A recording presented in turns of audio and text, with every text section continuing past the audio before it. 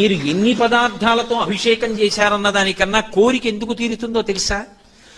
మీరు ధ్యానం ఎలా చేస్తున్నారన్న దాన్ని బట్టి తీరుతుంది. ఈ మాట నా సొంతంగా చెప్తున్నానని మీరు అనుకుంటున్నారేమో. నా ప్రాణం పోయినా నా సొంత అభిప్రాయాలు నేను ప్రార్థన చేశాక చెప్పను. ఎందుకంటే శాస్త్రంలో ఏం చెప్పారో అది చెప్తాను. అది చెప్పడానికే జీవితం చాలదు, ఇక కొత్త విషయాలు ఎందుకు.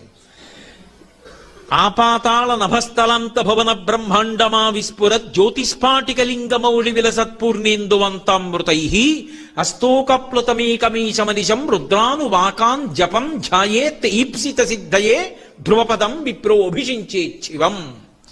ధ్యాయేత్ ఈప్సిత సిద్ధయే వేదం చెప్పింది. ఇలా ముందు ధ్యానం చేయి, నీ కోరిక తీరుతుంది. కోరిక అంటే అవసరమైతే తీరుతుంది అని అర్థం చేసుకోవాలి ఎప్పుడు.